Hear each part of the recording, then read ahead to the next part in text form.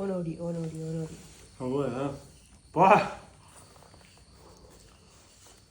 ചൂടുള്ള പഴംപൊരി മേടിച്ചു കൊണ്ടുവന്ന കേട്ടോ.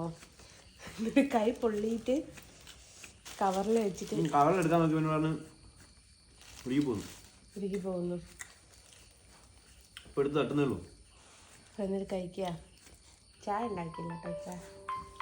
ചേട്ടന് വണ്ടി ഓടിക്കാൻ പോകാൻ സമയമായിക്ക്.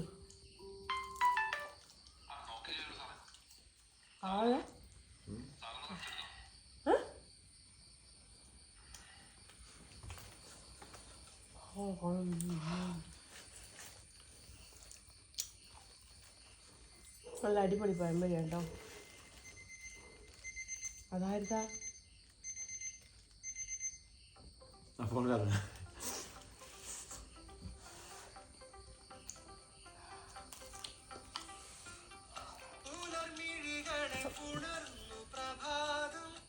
വരില്ല, കോപ്പറേറ്റ് വരില്ല, ബുദ്ധിയെ തിന്ന. കോപ്പറേറ്റ് കുറെ ആൾക്കാർ ഇട്ട് കഴിഞ്ഞാലേ വരൂ. കോപ്പിറൈറ്റിന് പുതിയ സിനിമ പഴയ സിനിമ ഒന്നും ഇല്ല. ചോദിക്കോ യൂട്യൂബേ.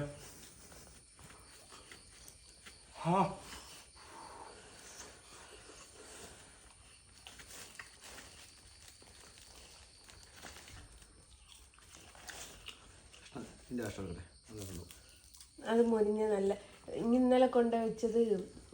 പിന്നെ അത് ഓൾറെഡി 12 മണിക്ക് അങ്ങനെ ഉണ്ടാക്കുന്ന ബോംബെന്ന് വാങ്ങിയ. ബോംബെ ഇവിടെ അല്ല. 5 മണിക്കോ? ഇവിടെ എത്ര മണിക്കാ തുടങ്ങുക? ഇവിടെ 5:30 തുറക്കേ.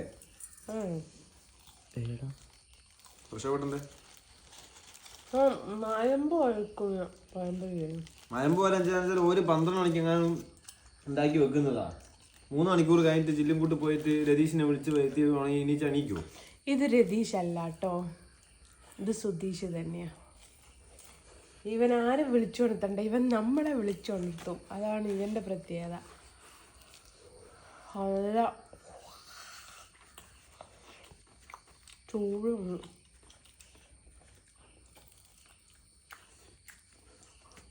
കട്ടൻ ചായ വേണേ കുടിച്ചിട്ട് പോടും.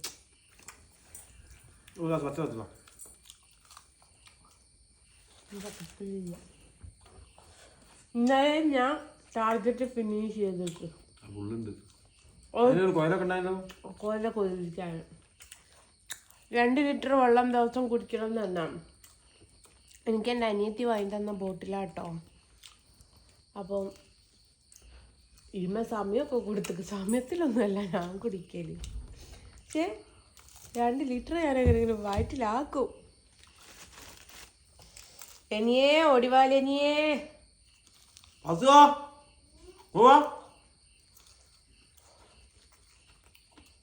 മാമന് വൈക്കൊന്ന് ഓടിച്ചു നോക്ക്.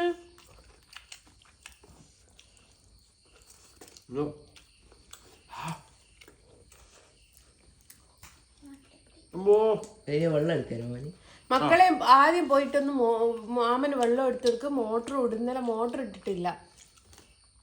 കറണ്ട് പോയാൽ പണി കിട്ടും.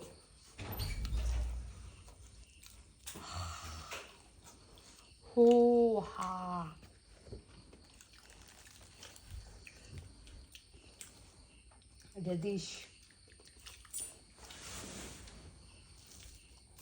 നല്ല മൂരി ഉണ്ടല്ലേ.